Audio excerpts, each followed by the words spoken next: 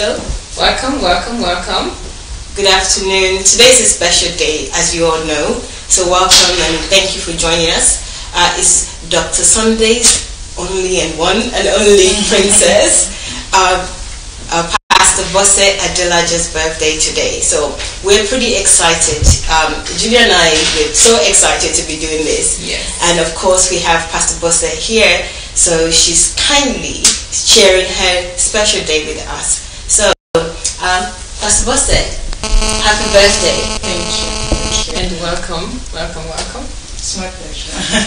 So we're going to ask people to share this with as many people as possible, because I know when I have programs, and even when Dr. Sunday have programs, you're always asking, where is Pastor Bose, where is Pastor Bose? So you have Pastor Bose for at least an hour today, so you have no complaints, and it's on her birthday as well. So please do the honors and share this with as many people as possible.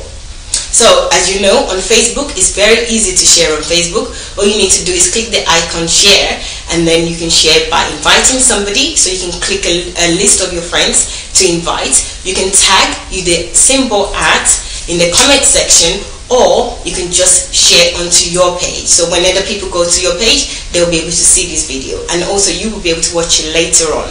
But today is going to be great, okay? So this is the first and exclusive only interview with Pastor Bose Adelaja.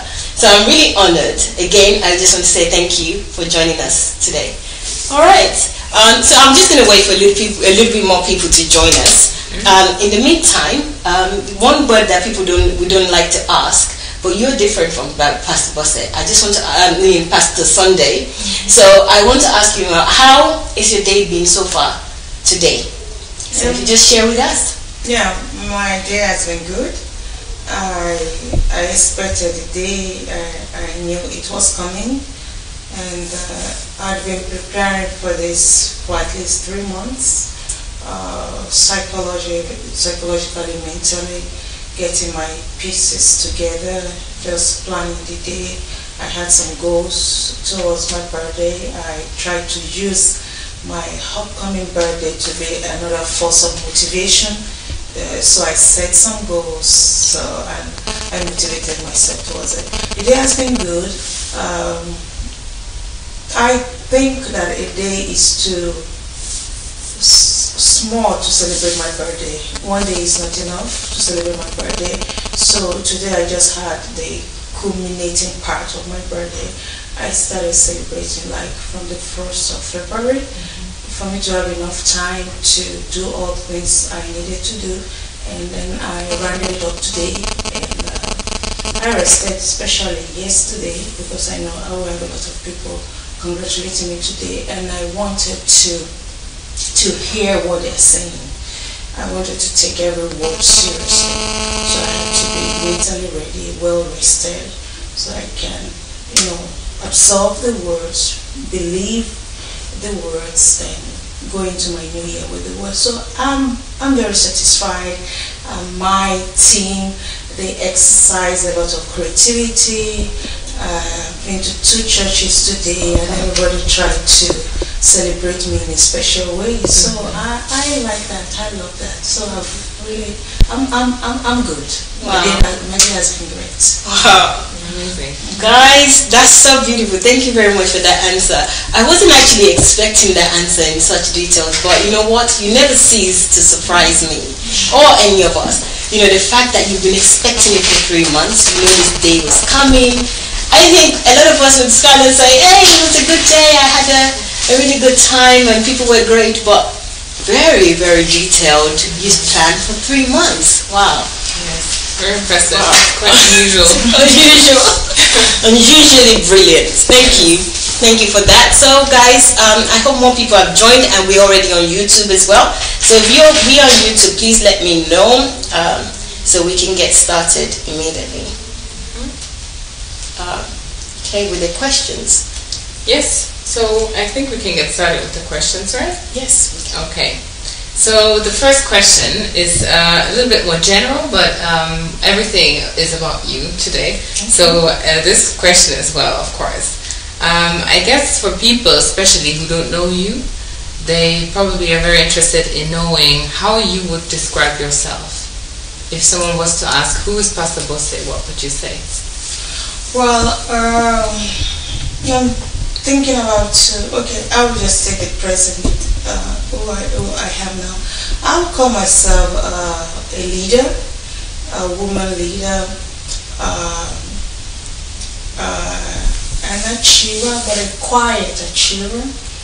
I would call myself somebody that knows what she's doing, independent person, and I think it won't be an over-exaggeration to call myself just a good person. Okay. Wow. Amazing. That's interesting. Yes. I really find a quiet achiever very, very interesting. Because achievements usually they speak for itself and they're not quiet. But knowing you actually, to some extent, I think that's a very accurate word to use. A quiet achiever. Interesting. Thank you. Wow. Wow. And I really like the confidence that you have in saying those things, because usually people would not necessarily say it so freely and in a very convincing way. And also, just looking at you, you believe it, and you are standing fully behind it. It's not you just saying it because you can just answer it in any way. So that's admirable. Thank you. Thank you for that question. Okay, so the question I have here is, how would someone get your special attention? I think we asked that question because, like you said, you're a quiet person and a quiet achiever, as you put it yourself. So, and you give everybody their space as well. So a lot of people around you, I think they try to mirror that. You also give us our independence, generally everyone around you. So we just want to know, how would someone get your special attention? I think that is possible if the person is able to do something unique and something creative.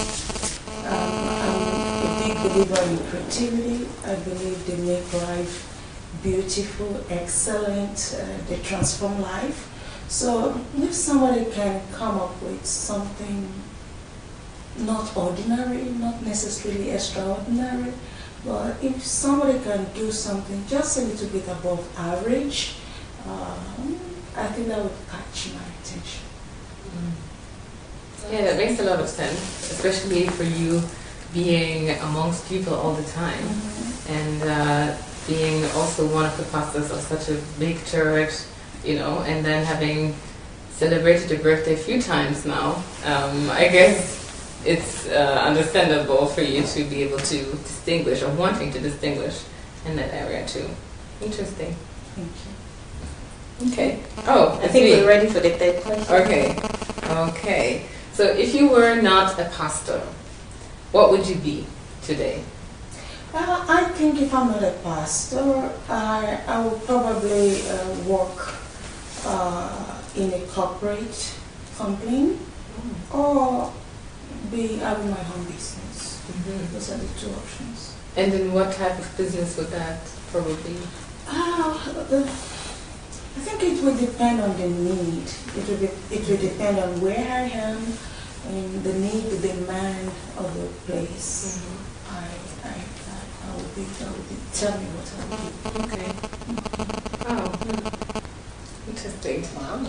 Corporate environment Yeah. and also business. They're two contrasts, in fact. Yeah, corporate environment. I will need that to learn, to train, to learn the setup and the nitty-gritty of things, and then from there move on to being independent, setting up my own business. And the business would depend on the need. The business will depend on the need, on the demand of where I am.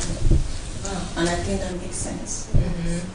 And one of the things I know is that you studied engineering, was that? Yes, right? yes. Okay. Would that be something in that area as well, or would you even say, okay, I studied this, but because there's a different demand, I would change my route in that sense? Yes, I will be flexible. I will be flexible to do either that or any other thing. It It won't matter to me because I am an engineer, and though I never worked as an engineer, but I believe a big part of who I am was shaped when I was in the university, when I was studying, when I was doing all those drawings, when I was cramming all those formulas, and my specialty was in production engineering.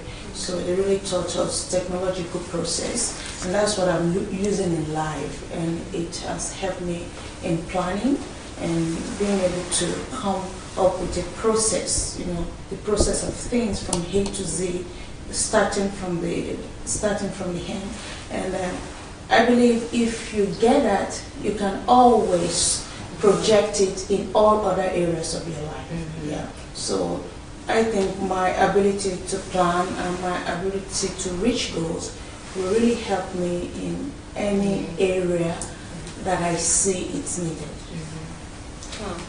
Yeah, that's true. That's a very universal aspect of life. You can apply that everywhere, not just in any business, at home. And we see it here as well. Very systematic, and with your own birthday, like you said, preparing 3 months ahead of time. Yeah. Wow. So the skill set of engineering is transferable, good. Absolutely. But you still apply that even in everything that you do. Example, there's been this the birthday preparation for the last 3 months. And yeah, because I was challenged when we were in school. Some of the teachers would be teasing us. Actually, in my class, I can't remember the group, but in my class, we had only 2 ladies studying mechanical engineering, me and then one other lady. So most of the guys in my class were men, of course, because a lot of women are afraid of engineering. And we were always teased by some teachers and even by some men, by some boys then, that our education will not go far, it will end in the kitchen, we will get married, just be like housewife. And I was challenged, and I made up my mind that no, that will not happen to me. And even if I would not work in a factory or any other way, actually engineering has changed. I got my degree in 1998.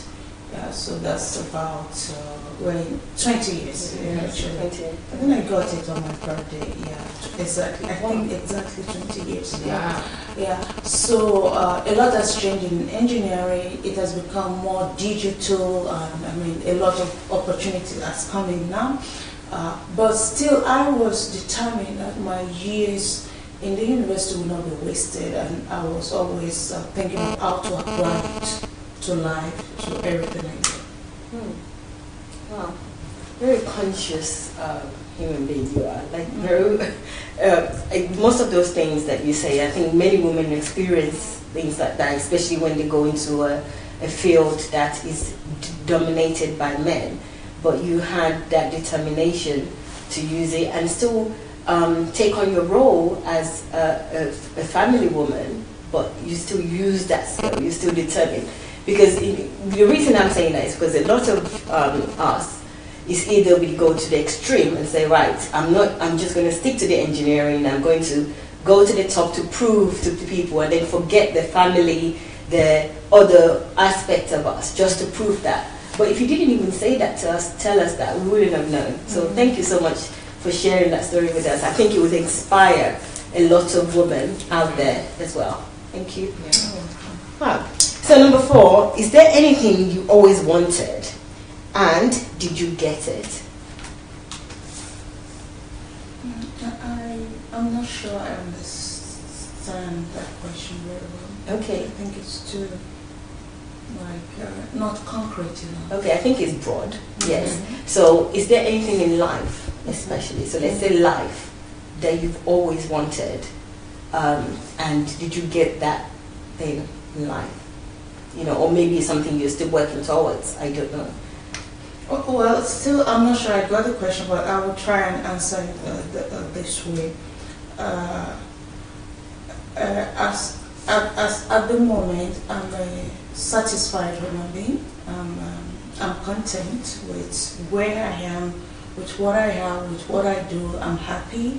I'm not struggling, to wake up in the morning. I'm not struggling to do all the things I need to do. But still, I know that it is not good to not have goals and not move forward. So my principle is this: I'm happy with where I am, but I still move forward to see how far I can go in life before I die.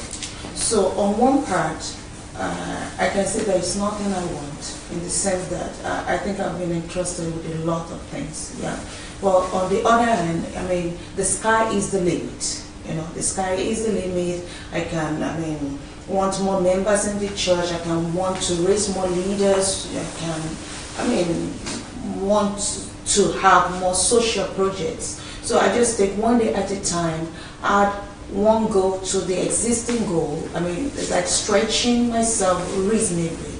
Yeah, that is how I will answer that question. But as of the moment, there is nothing urgent, there is nothing pressing that I would say I want. I think I have everything I need for now.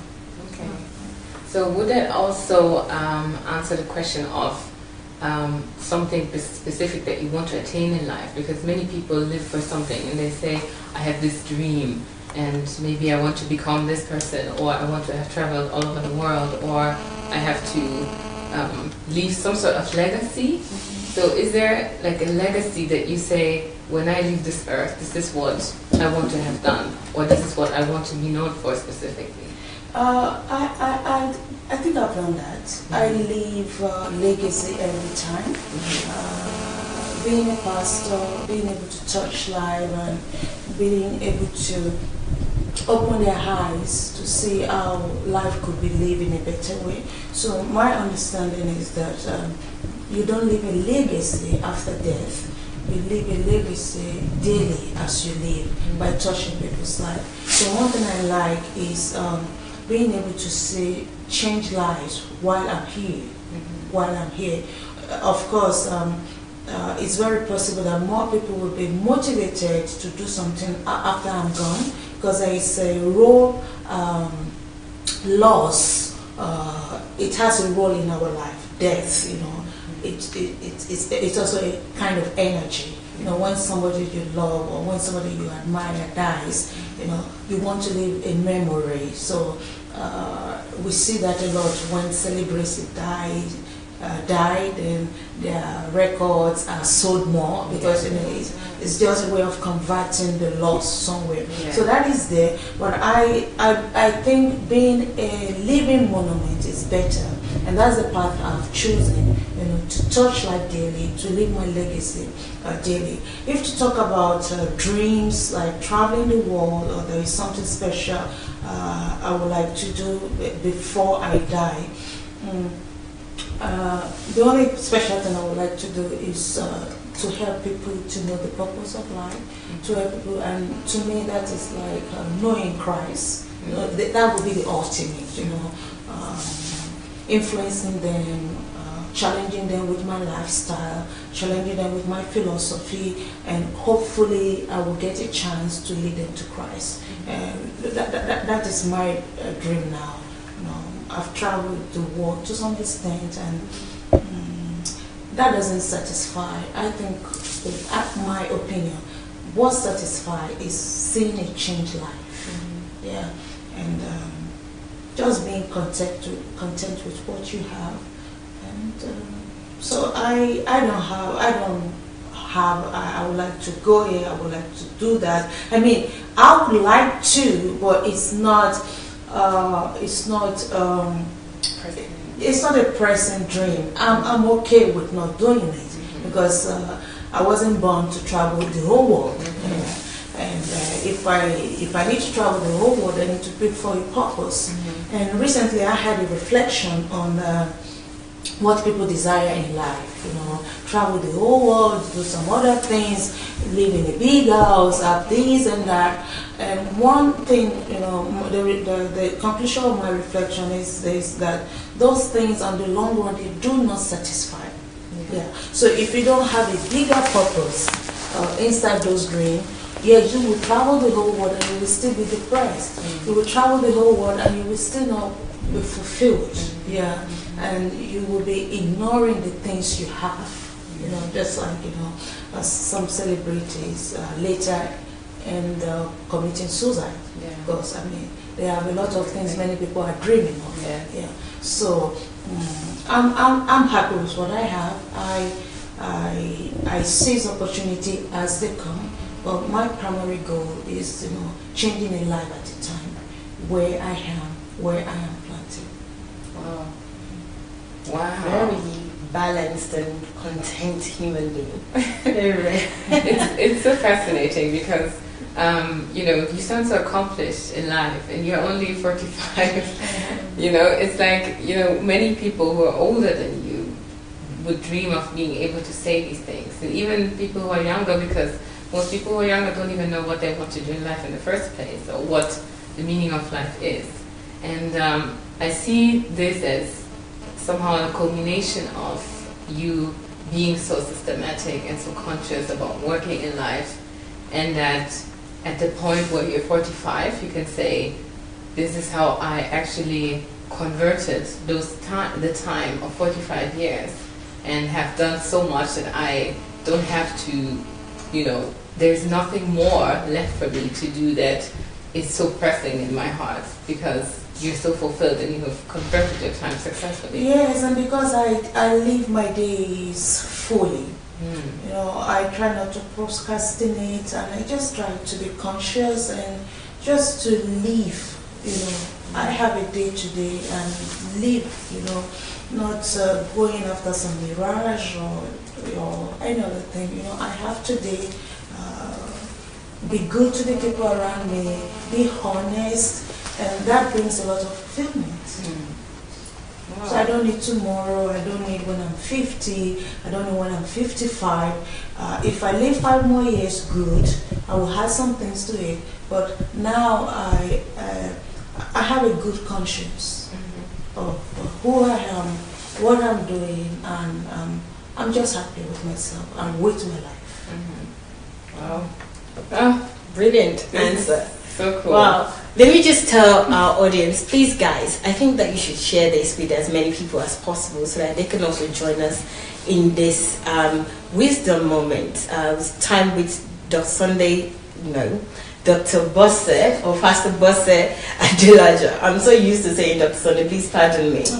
Pastor Bose Adelaja. So please share with as many people as possible. And you can also copy the link, so you can copy the link and send it in WhatsApp or any other platform that you would like, so that you'll be able to watch this later. So don't forget, share this with as many people. Thank you. Okay, so next question. Okay, so the next question is, every one of us will die at some point, like you've also said. And let's just imagine that we fast forward to the time where it is for you time to see the Lord. Okay. What 3 questions would you ask God if you had that opportunity when you meet Him? Okay, I will give 2 answers to that question. The first answer would be, I won't ask him any question. I will just be happy to be there. Yeah, I will just be happy to be there. Leave all the troubles of this world. But the second answer was, the first thing I will ask him is if he can, and if it will still be appropriate, if he can show me, if he can explain to me why I had to go through some things, because there is life has proved it for me, that there is a reason for everything we go through in life. Yeah. God is a God of super purpose. It's not just a God of purpose, it's a God of purpose. So He knows what He's doing. And His mind is so much greater and bigger than our own. Yeah. And I think that's why sometimes we don't understand what He's doing with us. As Christians, we are trained to accept the will of God, to accept the will of God, and just to do your best with your trials, with what you have to face in life, and those trials, they eventually they make you stronger. But we're trained, which is a good state of mind, not to ask God why in a rude way. You know, you can ask Him why just to understand, but not why in a rude way, because we shouldn't be rude to God. Yeah, but I think I've never been to heaven, but if it will still be relevant, I would like Him to show me why some things, you know, were allowed in my life. You know, I would like to know that. And I think apart from that, I would also like to ask Him why sometimes there are some injustice in the world. We have a lot of pain. We have a lot of injustice. Some countries are doing better than the other. For example, I'm from Nigeria, and Nigeria is very blessed with natural resources. And for years, we just can't get it to work. You know, the center can just not hold. So I would like to ask Him why. Why is it?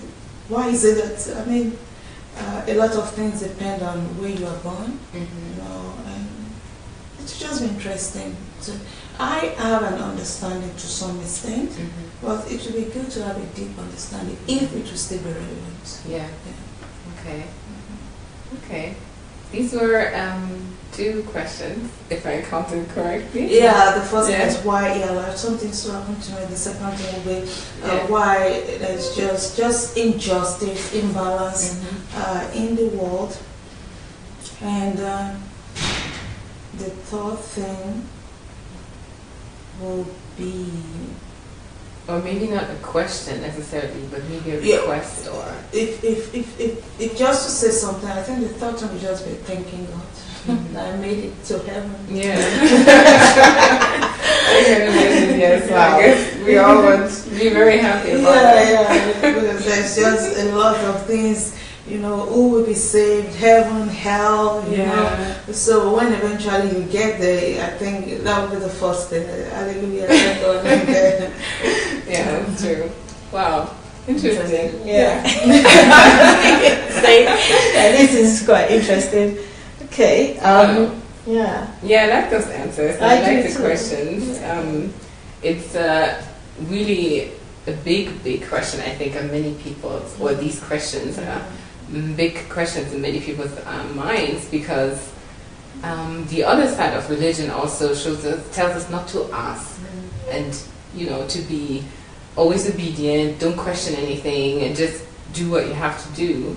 And imagining the fact that we have the freedom to actually ask God those questions, it's very peace-giving. And it's good that you also are conscious about this. And I think it will also help people to, you know, maybe embrace that thought process and not just religiously kind of think, oh no, I'm just going to be happy, you know, because we all have some desires, we all have questions in our minds, and it's totally fine to ask that.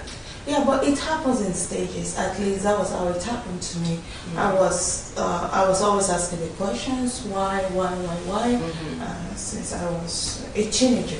You know, since I was a teenager, I was always asking the question. Then, with spiritual growth, then you find out that nothing can happen to you without God's permission. You know, I mean, that's just a premise. That's a truth.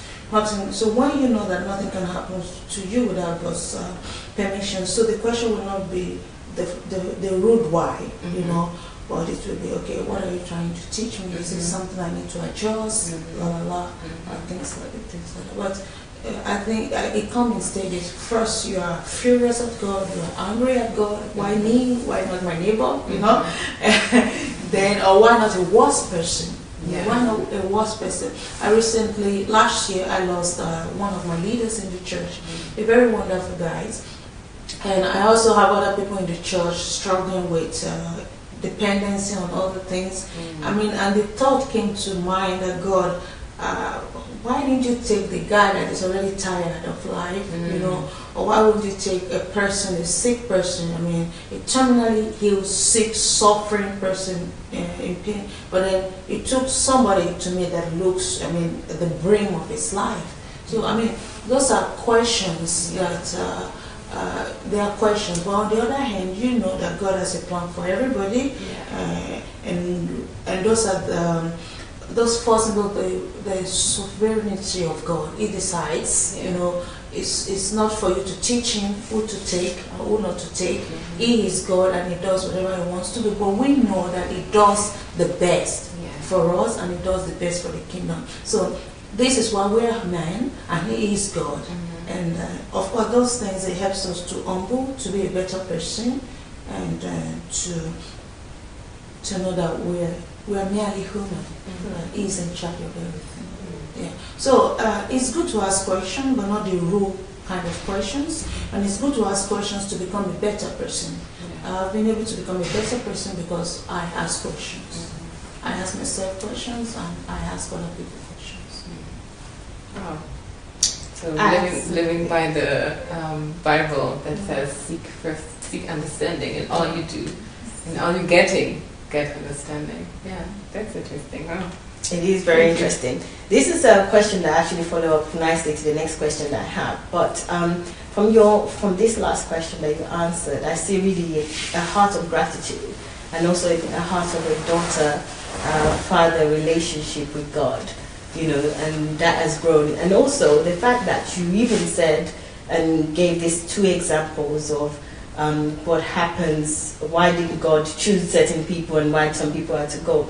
It's not even what I personally, or I mean maybe other people out there would even expect, because a lot of us have that question and we think, okay, Pastor Bose is very balanced, have very scriptural understanding. So it's really great that you shared that with us, especially that example, because every time when they ask that question, why this person died, even though we know we are going to heaven, but that's a question that we still ask. And for you to also be one of those people that ask that question, it's just, you know, that father-daughter relationship are very human. Thank you. I think and they bring back to us the reality of life. And the reality is this: we are not here to stay.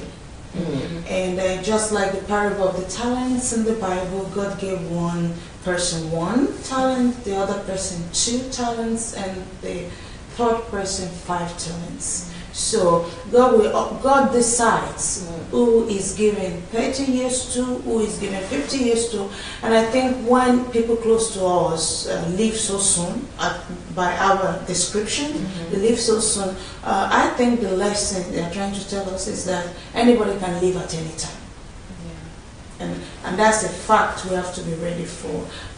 Like from most culture, we take it for granted that everybody should live till 70, till 80, but people die at different age. So it's a reminder. And why will God remind us? God will remind us for us to change, to tighten things up, and not to think, I'm still young, I have time to make amendment. But the truth is that you don't have time.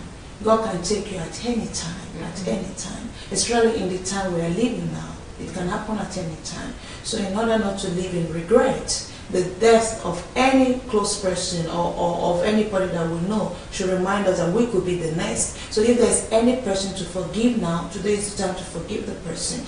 If you want to give something to somebody, today is the time to give that thing to the person. If you want to say a nice word to somebody, now is the day. If you want to love your children, if you want to tell them something, if you want to show them something, today is the time. Because we do not have the next minute. We believe we will have it. But we may not have it. So death is just a reminder, and we need it. We need it for our sanity, because if nobody is dying, the world will be a worse place than it is. Good insights. Thank you. You're welcome.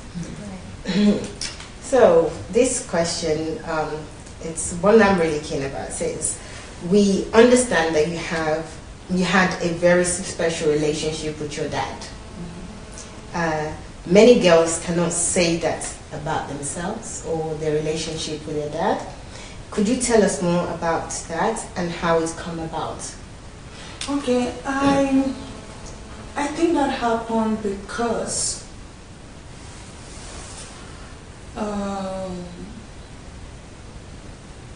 my mom, I had a difficult time with my mother. My mom, I'm trying to find a word to describe her. In short, I had a very difficult teenage years with my mom. I was rebellious, and I didn't like some of the things she was doing. And I think I drew more to my dad's side because my dad would not shout on me.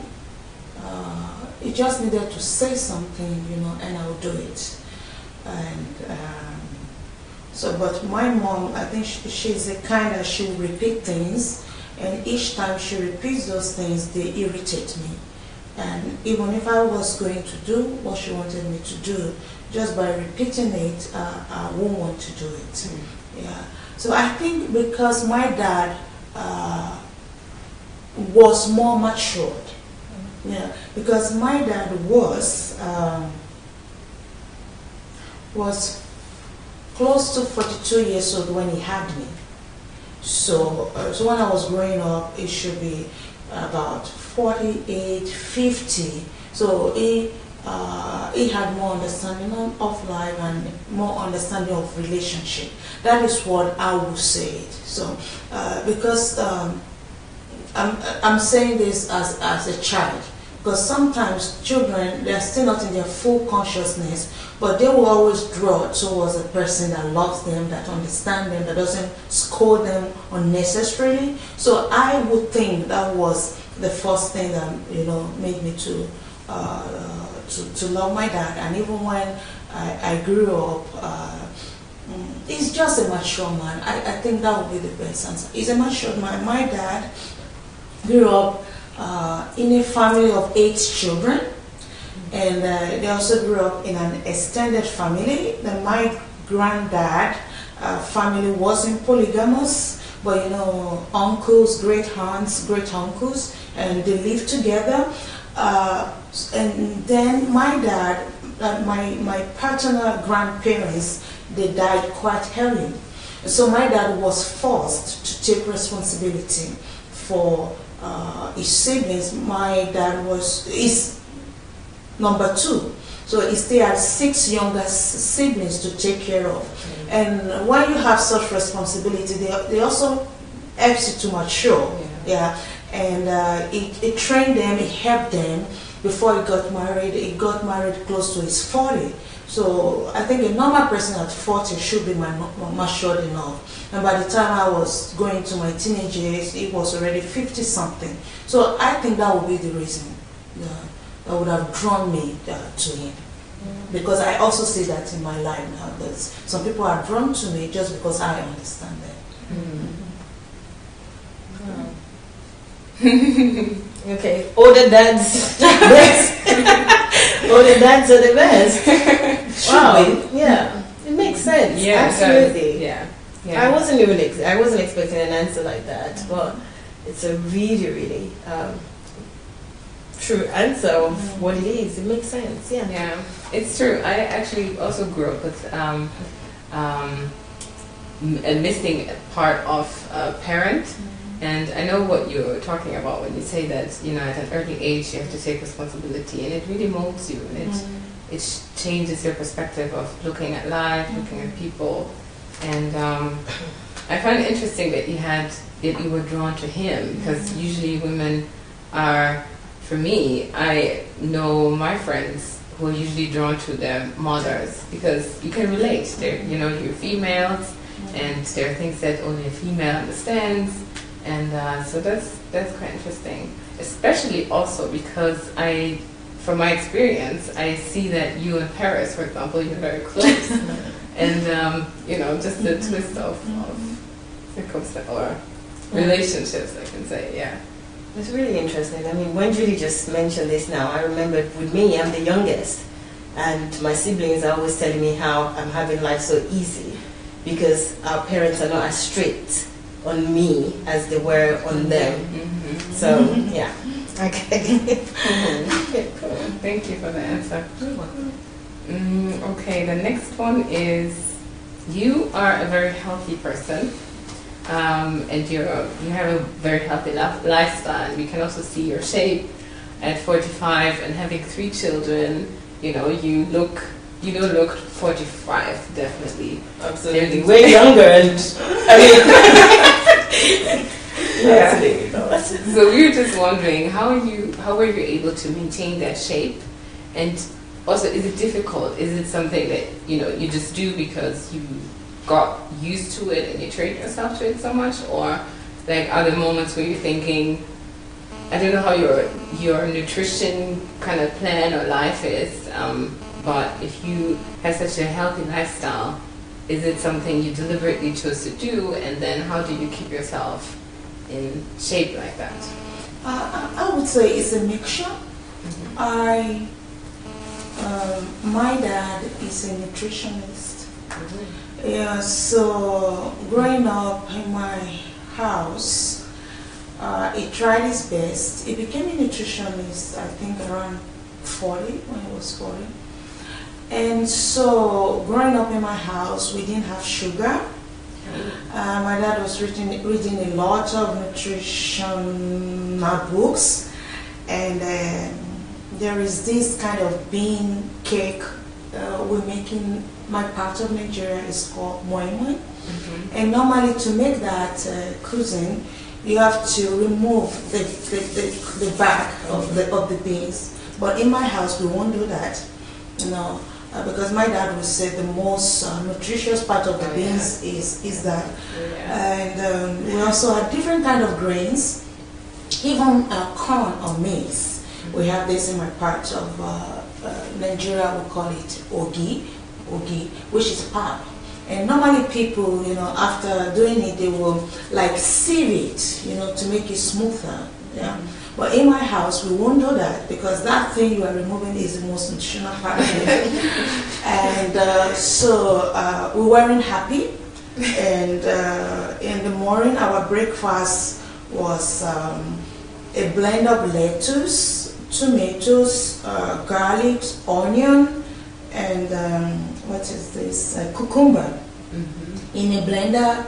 And that's our breakfast. Horrible. So when I was growing up, I thought I'm so unlucky, to be born into such a family. Apart from the fact that it's an average family, not a rich family, quite a struggling family, but not really the poorest, because we still we ate three times a day. But we were on a budget. So I thought that was something unfortunate in my life. So of course, from time to time, you will steal some things, you will buy ice cream on the road and eat it before you get home. And another good thing my dad was doing is that he always gave us supplements, good supplements. And thank him for that, because relatively we weren't sick, we were healthy children, but we didn't understand, and that is how life is. When a more mature person is dealing with a less mature person, that less mature person will be cursing the more mature person. So that was it. At 10 or 11, I left my parents to go and live with my uncle, Professor Wale Amushon. I went to another state. They weren't too strict on nutrition, so I love that. And but from time to time, my dad would still be giving us supplements. Then when I came to the Soviet Union, I also wasn't. It was a free life. My first year was a free life in the Soviet Union. So I was eating anything I wanted to eat, and that was actually how it was until I got to Ukraine. When I got to Ukraine, and I started noticing some women in our church who are health conscious, and talking to them, I noticed that they don't eat anything. They are conscious. I started to know that some foods are more nutritious than others. I started studying for myself women's health. because a woman's health is different from men's health because our bodies are different and what we require is different. And then when I was still trying to learn, but I became very serious when I had Zoe, and that was like almost 18 years ago. Somebody gave me a book, on health, on food. So since then I became a learner, a student, and health student. And I started remembering and I started appreciating what my dad was doing when we were young. And I think what I have today, the health I have today, I should dedicate it to my dad. To God, of course, everything goes to God, but to Dad, because now I started remembering all the things he was doing. I started trying to do that. So now it's a conscious choice for me, to do that. And why lose your health when you can keep it? And having our health is a form of extending our life. I mean, if God's permit, and it's a good life. So it's a conscious decision for me now. Wow, nice. And I would say thank you to your dad for doing that. Now thank you. Yes. Before I thought I was the most unfortunate person. I was living in the worst family on this. Yeah. It's quite unusual though to have this type of breakfast. Yeah. And you won't believe it when because the power electricity wasn't steady. So if there was no power, I don't know how I can say it, but there's this way, I don't even know what they call it. Yeah, it's something like from stone. A roller. Yeah, but a smooth stone roller, so it will roll the lettuce, the cucumber. I mean, it's now I understand the sacrifice it was doing just to keep us healthy. Yeah. And those things really formed the base of my health because I'm really healthy. Wow. I'm able to maintain it now. I'm able to support it. I've been supporting it for almost 18 years, but really the foundation my dad built was good. Wow. This is so impressive. So you don't have like these moments, or maybe you do, where you're thinking, now I like yes, or a chocolate cake or something like that. I eat everything. Okay. Yeah, I eat everything. Some things I don't buy. For example, maybe now that I have birthdays, I can buy cake. But normally in my shopping list, most of the things are healthy. But there's a lot of celebration around me, birthdays over there, so I get my sugar, I get all the extra stuff there. And anytime I feel like, spoiling myself in a reasonable way, I do it. One time I read a book, it's called Hallelujah Diet, written by Christians. And there in that book I saw that if you're able to maintain a healthy diet of 70%, you will still be good. You will still be good. And I eat everything. I eat moderate size, enough for my body to process and to feel good about it. Yeah. Okay. So very balanced. Yeah. Of course, I eat more of the healthy things, but whenever I crave for something, I'm free to do it because I've made enough sacrifice, and so it will balance itself. You have the 70% constant, so sometimes I have 80, 90, so I'm allowed to spoil myself anytime I want. Definitely. Wow, cool. Thank you. Interesting. Okay, there's a question before the one that I'm going to ask, but I think it's better to have it this way around. Okay. So many times we hear that being single is more important than being a wife, or in a relationship. Goes for both male and female. So it could be being single is more important than being a husband as well. What is your take on that?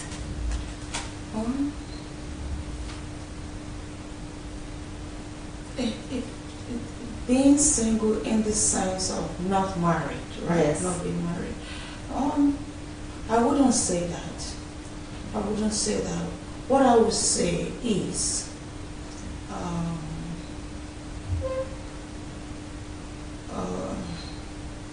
keep keeping your individuality is more important than being married. So I won't say being single is more important than being married, or being married is more important than being single. No, I wouldn't say that. It's what you do with yourself while you are single, and it's what you do with yourself while you are married. Of course, you have more challenges in marriage because as a single person, you are the master of your life.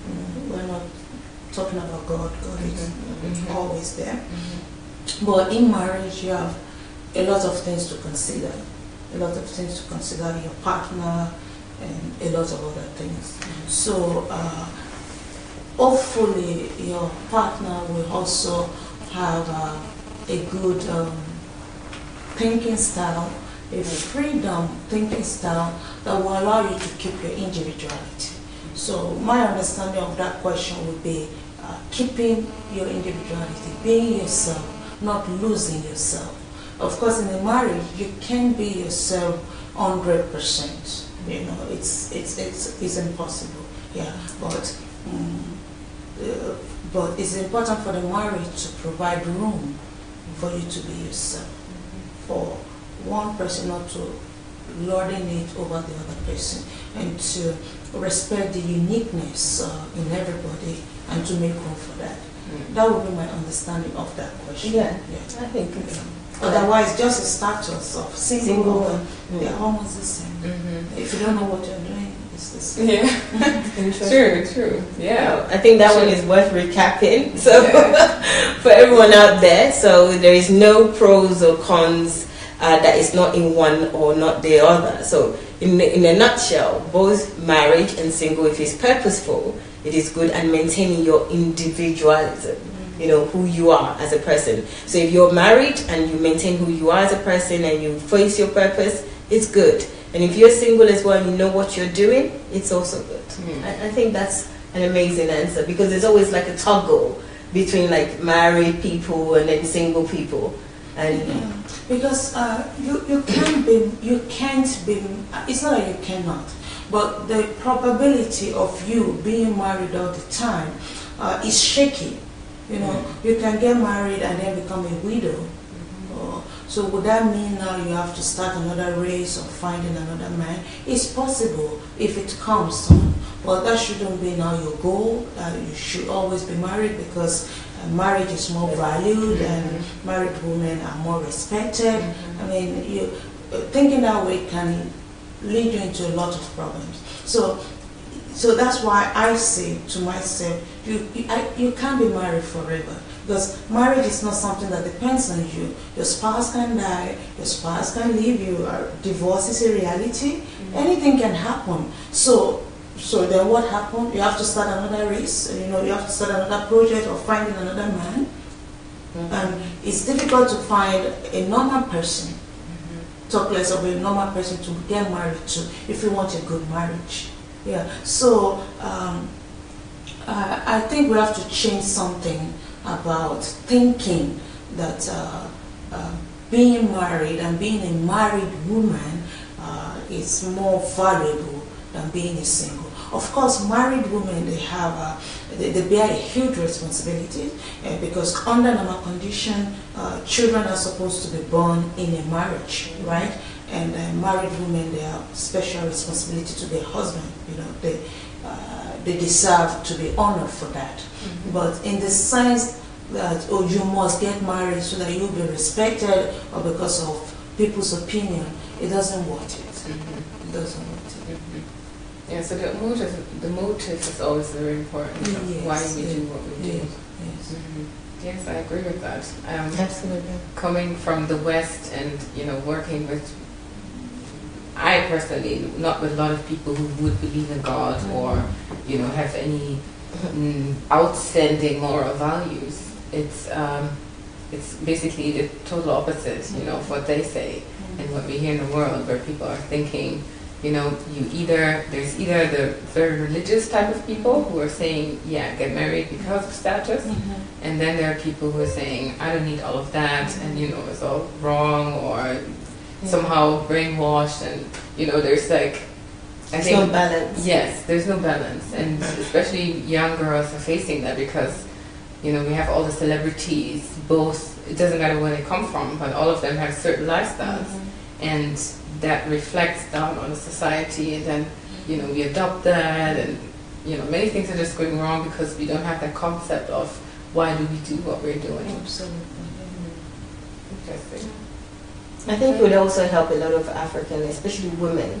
I think the pressure is on men too. I wouldn't put it, aside that they don't have that pressure, but women as well. Most importantly, they believe that I even had an interview recently of a celebrity in Nigeria saying that a woman is nothing unless she's married, and that's a belief that she's had from childhood, and she's sharing it. And other women as well. I think churches are full because of single girls that wants to get married.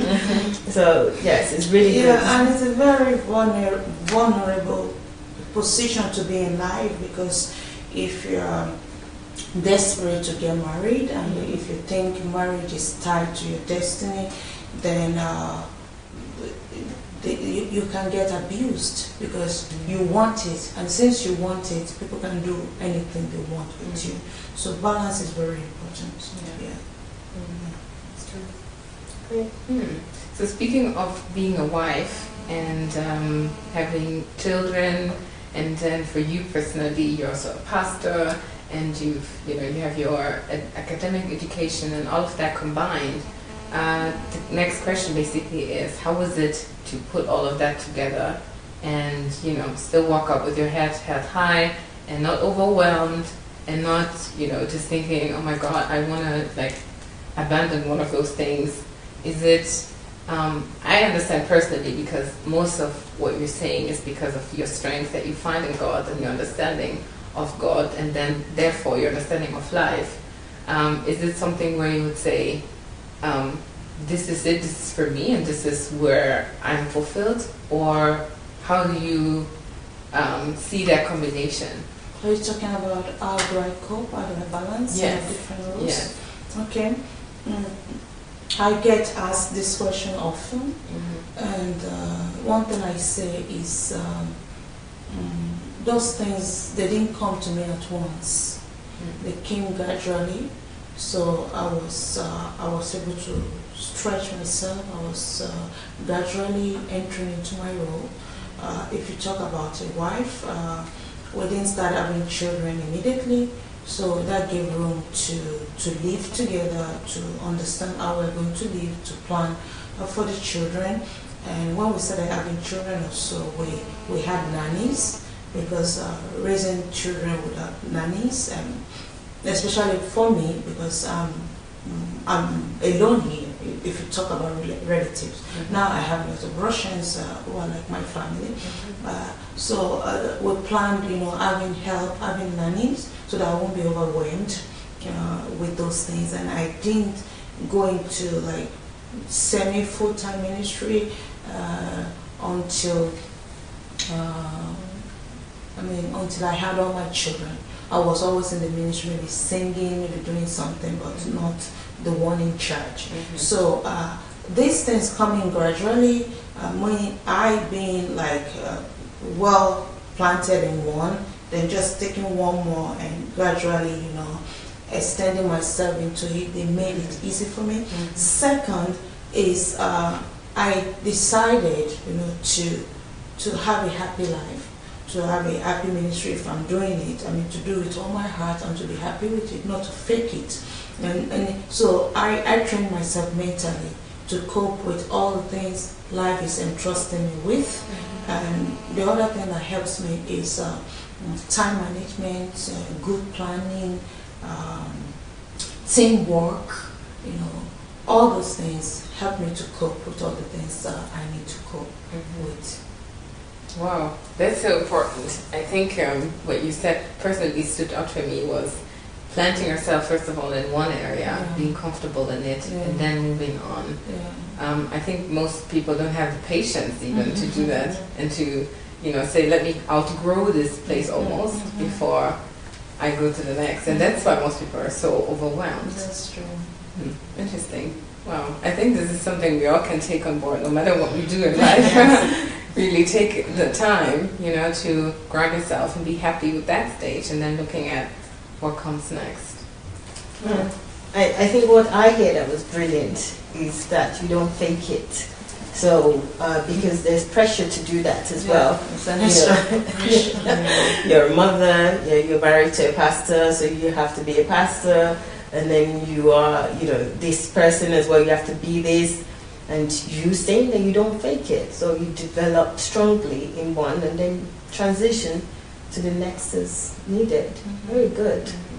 And do you have any, in that particular aspect, I think, just speaking from a female point of view, we just have that tendency of not having the self-esteem, to do that and to be satisfied and patient, doing one thing at a time, and then grounding ourselves. Like, what is it that helped you to do this? Is it just your conscious decision, or is there anything particular that you used? For me, it unfolded gradually. For example, I got married at 21, and so the years were working for me. I had enough years to get comfortable in one, and I gave birth to my last child 15 years ago. Yeah, so because all these things were coming into my life gradually, so the years are working for me. The years are strengthening me. So I started early. I got married early.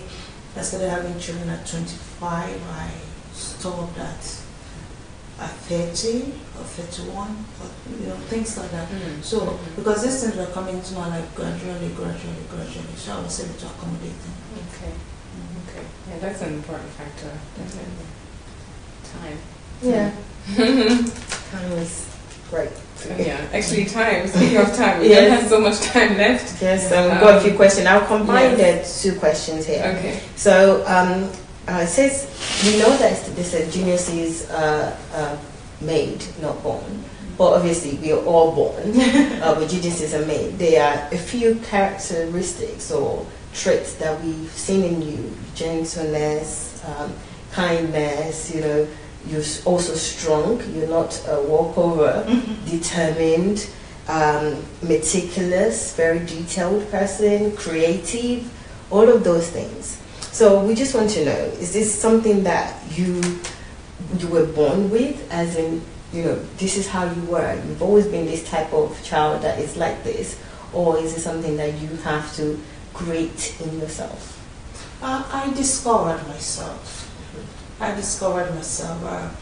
Being brought up in Africa, generally female are supposed to be quiet, they're supposed to be timid. So I had that. I was not confident when I was growing up in my teenage years. But then when I started, working on myself, I had to really find out who I am, my traits. So I took some tests to really know, my temperament and things like that. I read a lot of books on women, the traits, the characters in women, and I studied myself. Then I started, cultivating the things that I think I need. So not throwing the cautious part of the African in me. So I'm made of two cultures, and I have the African part in me. I have the European part in me. So most of the traits I have in myself now, I developed them. I wanted them. I had a picture of myself, myself that I love, myself that I like. So I trained myself, and here I am. Cool. There we go. Geniuses are made, confirmed. Yeah, it's important. I mean, I like that you said that, because studying yourself is so important, and we don't take the time to actually do that. Most of the time we study other people, or we don't study, at all. Yeah, so we kind of walk around in life just not knowing and assuming, but taking the time to also do those tests. And I think for Christians in particular, and also those who are so religious, it's fine to make that investigation, to make personality tests or understanding what, I don't know, what does something that I do say about myself, and then questioning, reading books about that. And I think this will help then to take the right decisions based on who we are, especially when it comes to picking a partner, for example. Cool. That's true. Nice. Oh, is it my turn? Yes. Okay, so let's see. Okay, I'll take this question here. Okay. Pastor Sunday fondly calls you Princess, and we're wondering if you also have a nickname for him, and then what do you think of nicknames in general? I think nicknames are they are good.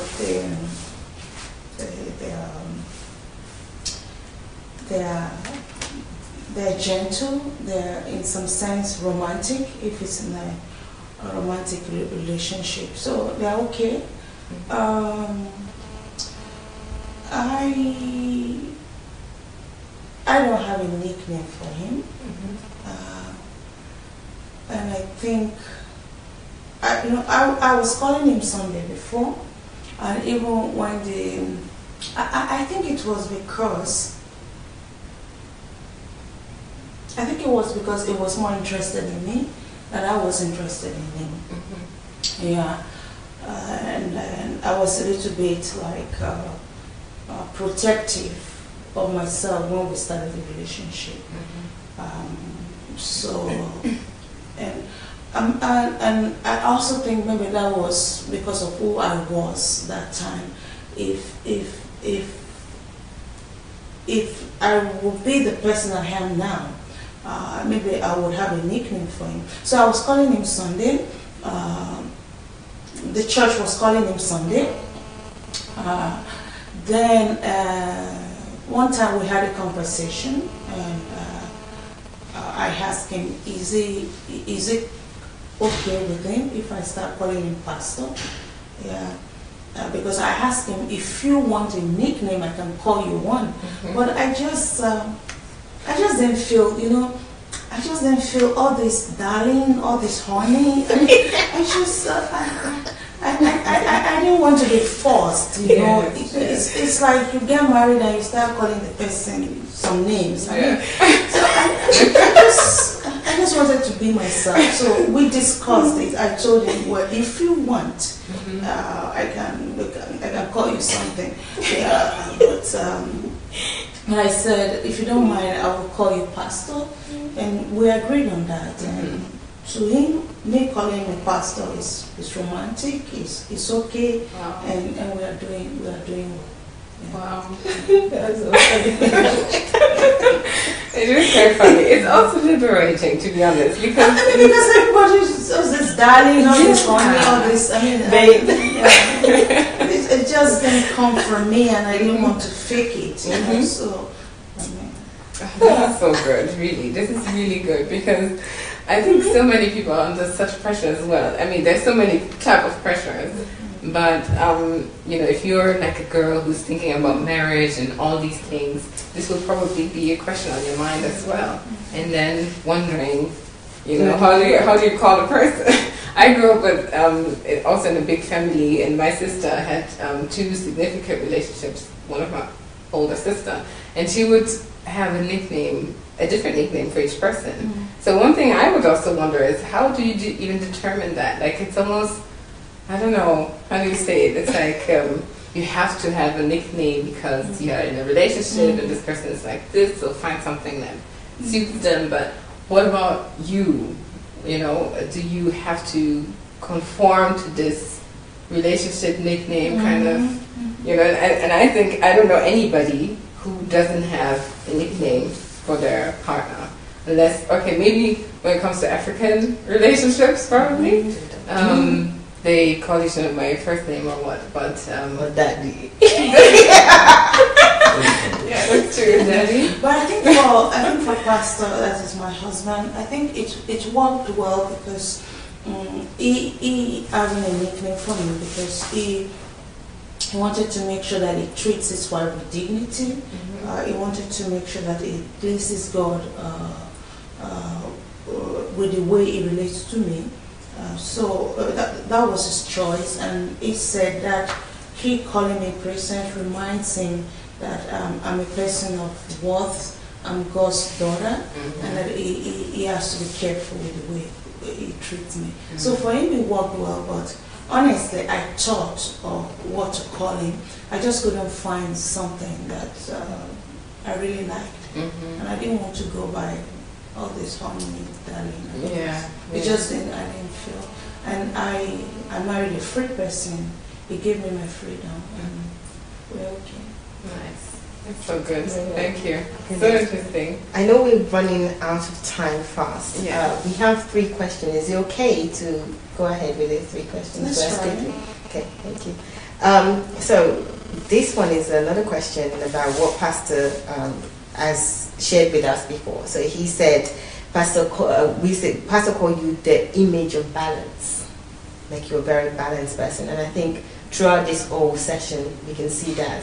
You mentioned not faking it. People that balance, they don't fake things. So a couple of times. So we can see that as well. Could you comment on that and tell us what you think about that word about you being balanced? Yeah, and I think I should commend Pastor, my husband, for he helped me. Maybe I don't know if he knows or not. He helped me to be balanced because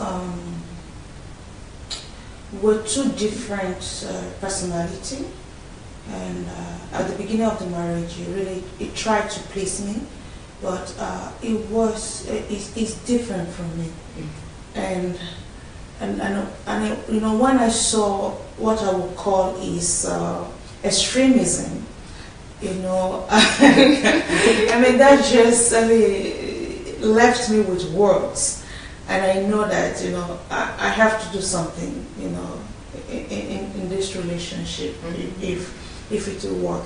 So, you know, just saying, of course I know that is who he is, you know, after sometimes, you know, because as like a standard measure, I also tried to change him, and I thought he could change in some things, but then later I found out that some things are just natural for him, you know.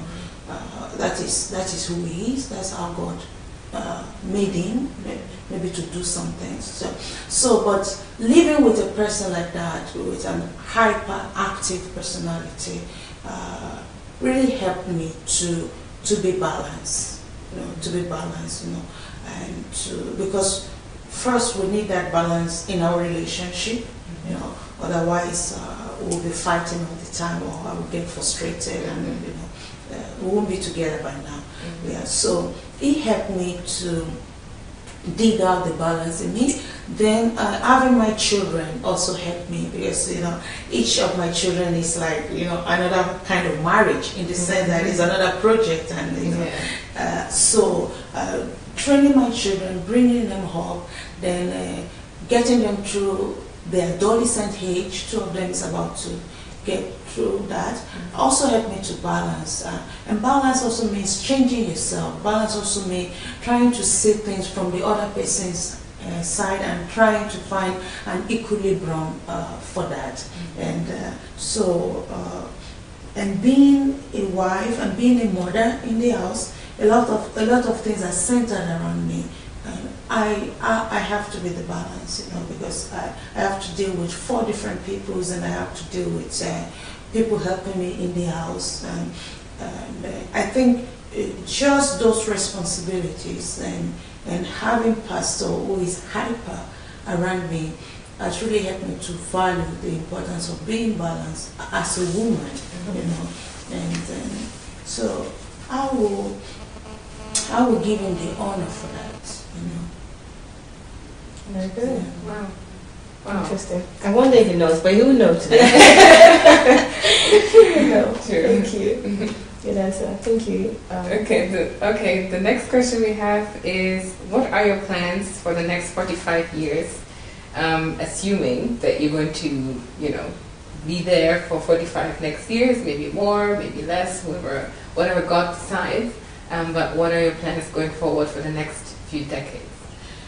I think it's still the same plan. I have, if I'm here or wherever I have plans of planting more churches. Kiev and Kiev vicinities, I think we need more churches. I don't see them as big churches, but fellowship center, so that, everybody will be able to reach a center of fellowship, and maybe more fellowship. I would like to. I'm still contemplating either having my own or just partnering with some people. But I would like to have some social homes for women, women dealing with violence, women dealing with unwanted pregnancy or unwanted children.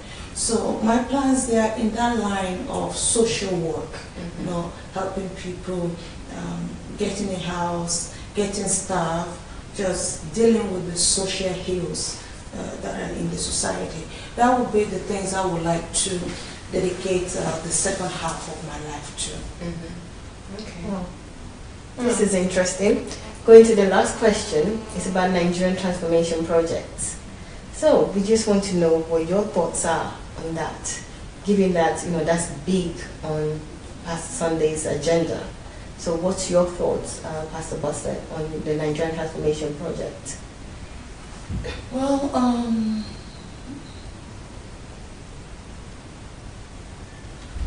I think I would have, I would say it's a big project that seems impossible. And even the fact that Pastor can't even leave Ukraine now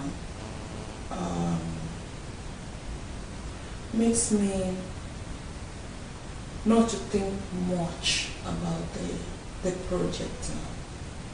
I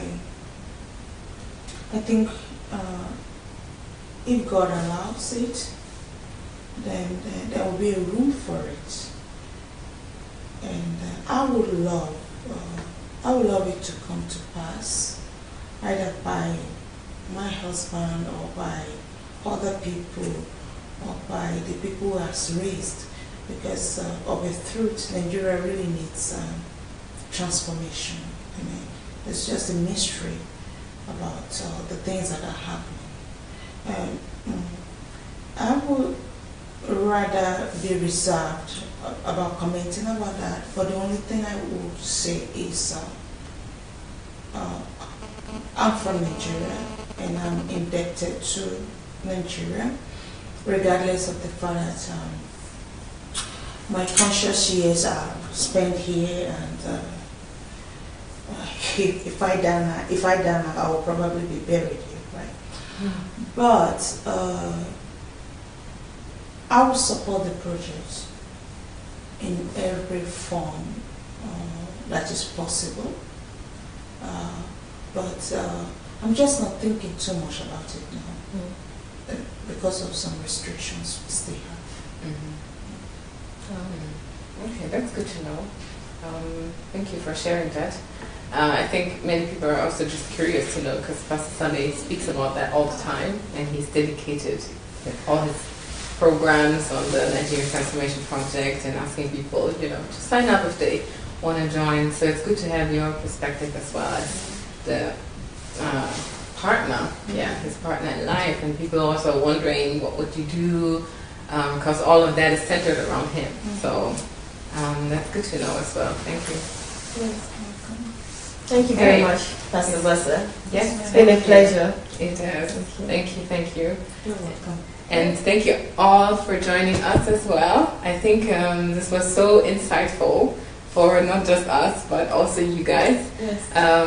It's so good to know more about you. We live here in this house and we have more insight, let's say, than those who are watching us. And so I think many questions have been responded to and many curiosities have been satisfied. And so you guys know who Pastor Bose Adenaja is maybe better now.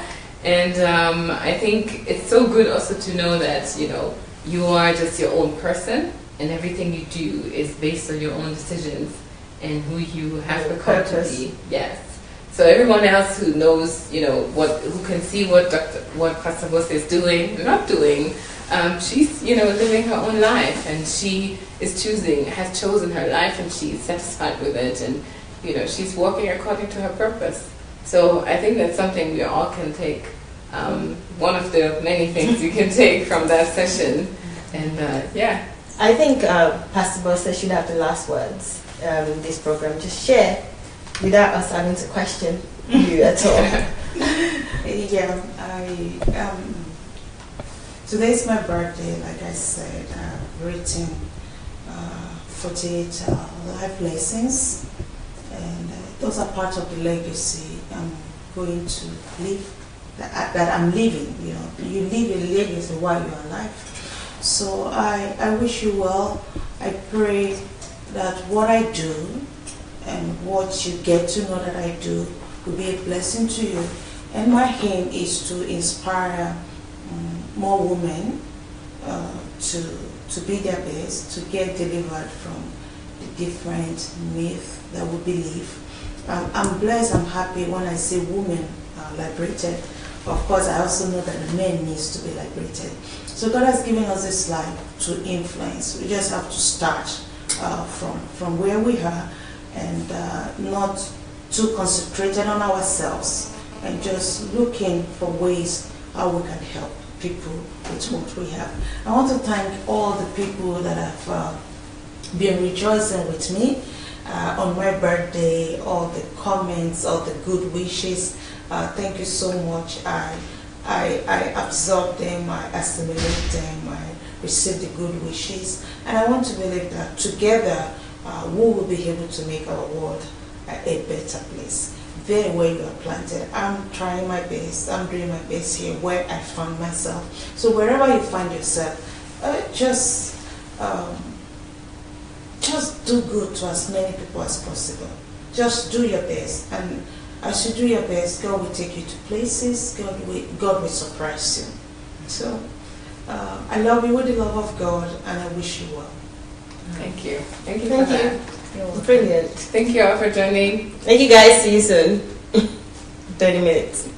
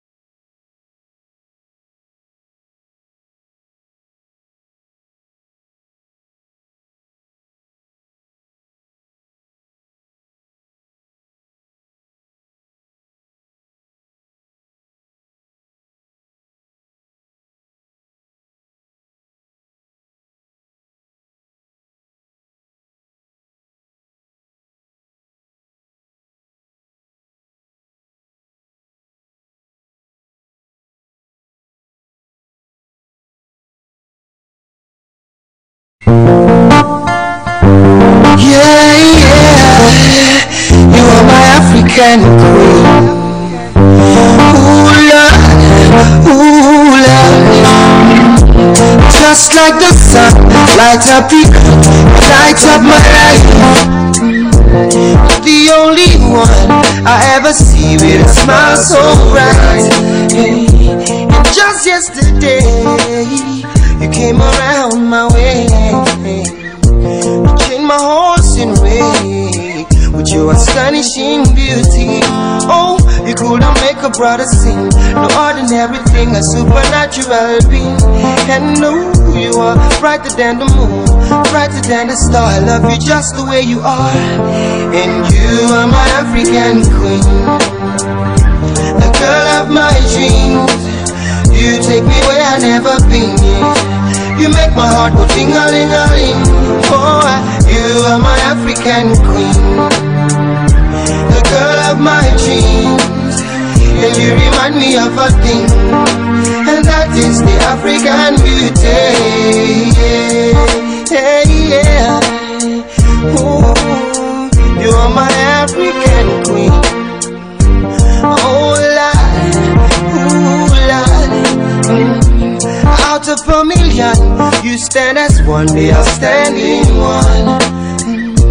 I look into your eyes, girl, what I see is paradise. Hey, you captivated my soul. Now every day I want you more. Now I cannot deny this feeling I'm feeling inside. Hey, no one cannot take your place, you cannot take your space. And it's a fact I cannot erase. And no, you are the one that makes me smile, make me float like a boat upon the Nile. Girl, you are my African queen, the girl of my dreams. You take me where I never been. You make my heart go ting-a-ling-a-ling. Yeah, you are my African queen, the girl of my dreams. And you remind me of a thing, and that is the African beauty. Oh,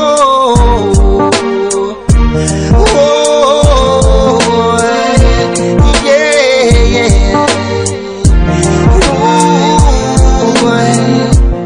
You are my African queen, and I know, oh yes I know.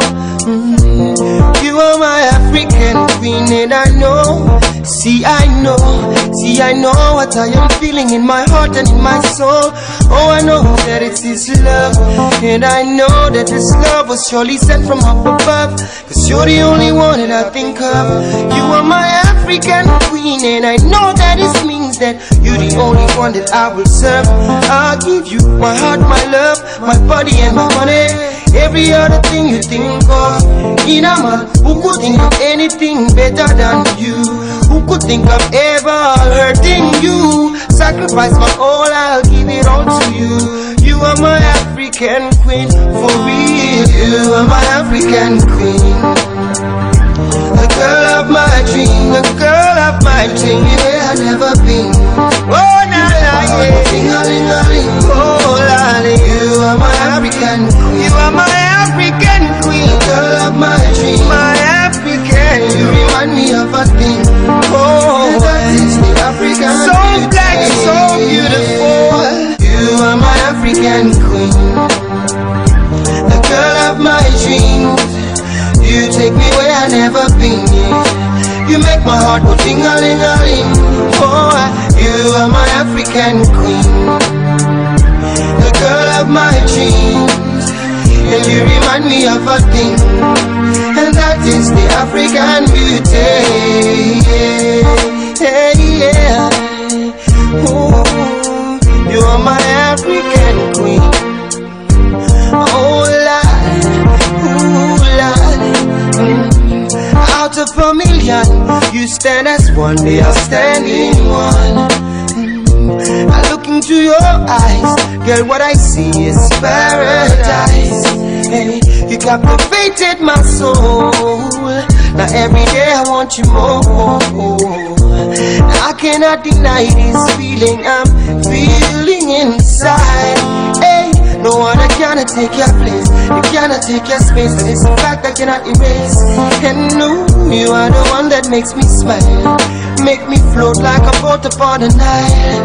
Girl, you are my African queen, the girl of my dreams. You take me where I've never been. You make my heart go ting-a-ling-a-ling.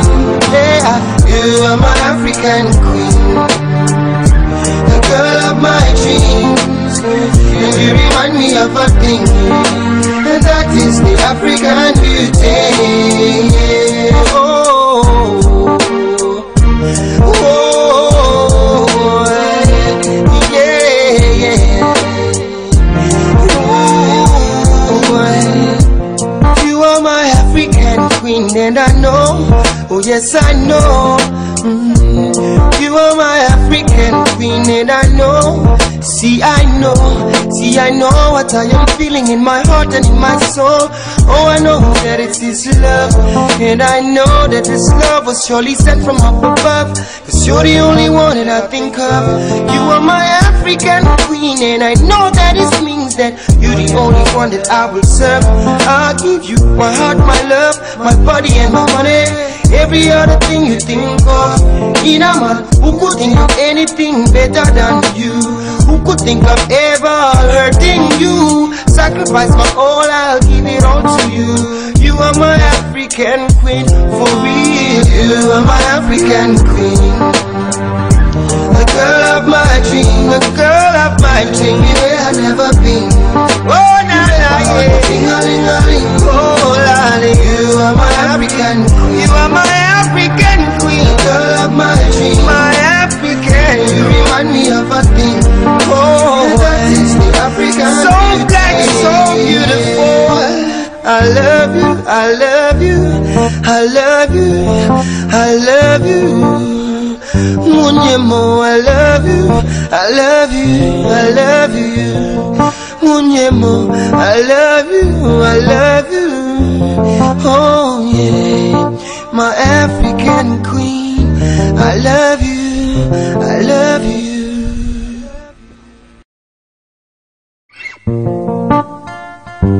Yeah, yeah, you are my African queen. Ooh, Lord, ooh, Lord. Just like the sun lights up the earth, you light up my life. The only one I ever see with a smile so bright. And just yesterday, you came around my way. You changed my horse in way with your astonishing beauty. Oh, you couldn't make a brother sing, no ordinary thing, a supernatural being.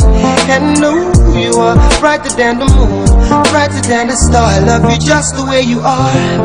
And you are my African queen, the girl of my dreams. You take me where I've never been.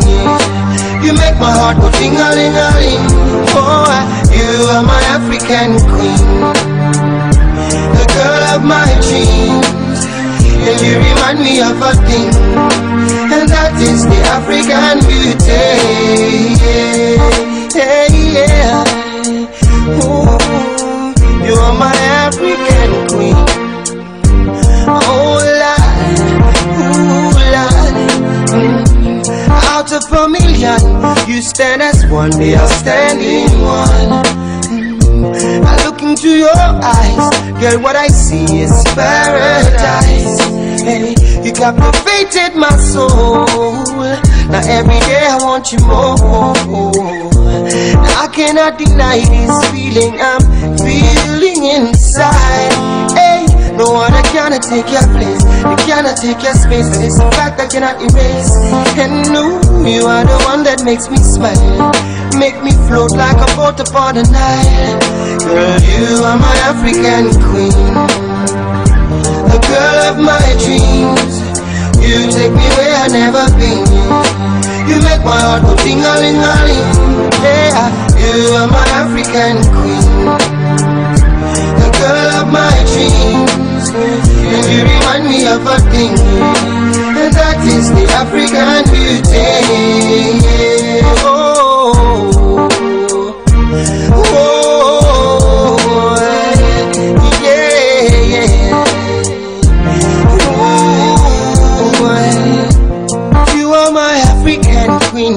know. Oh yes, I know. You are my African queen, and I know. See, I know what I am feeling in my heart and in my soul.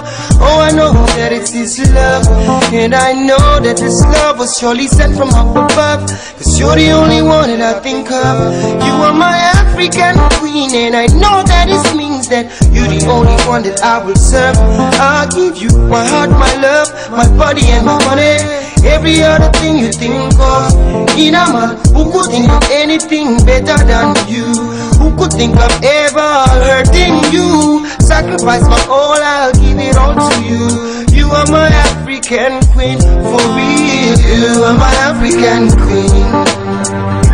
The girl of my dream, the girl of my dream. Yeah, I've never been. Oh, na la, yeah. Ding-a-ling-a-ling. Oh, la, you are my African queen. You are my African queen. The girl of my dream, my African. You remind me of a thing. Oh, that is the African. So black, so beautiful. You are my African queen. The girl of my dreams. You take me where I've never been. You make my heart go ting-a-ling-a-ling. Oh, you are my African queen. The girl of my dreams.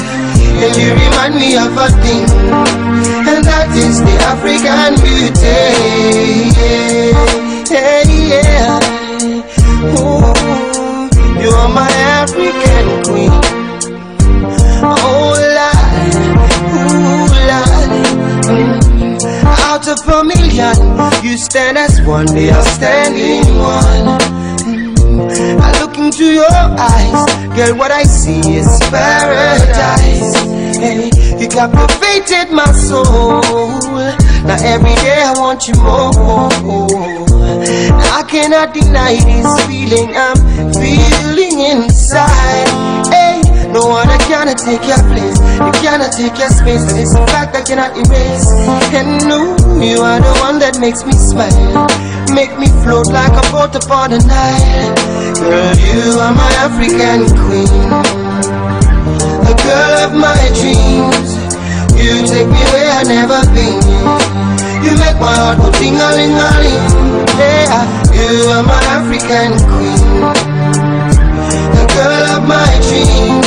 And you remind me of a thing, and that is the African beauty. Oh, oh, yeah, yeah. Oh, you are my African queen, and I know, oh yes I know. You are my African queen, and I know. See, I know what I am feeling in my heart and in my soul. Oh, I know that it's His love, and I know that this love was surely sent from up above. Cause you're the only one that I think of. You are my African queen, and I know that it means that you're the only one that I will serve. I'll give you my heart, my love, my body and my money. Every other thing you think of. In a man who could think of anything better than you? Who could think of ever hurting you? Sacrifice my all, I'll give it all to you. You are my African queen, for real. You are my African queen, the girl of my dream, the girl of my dream. Where I've never been. Oh, na la, yeah. Ting-a-ling-a-ling. Oh, la, you are my African queen. You are my African queen, the girl of my dream, my African. You remind me of a thing. Oh, that is the African. So black, so beautiful. I love you, I love you, I love you, I love you. Munyemo, I love you, I love you, I love you. Munyemo, I love you, I love you. Oh yeah, my African queen, I love you.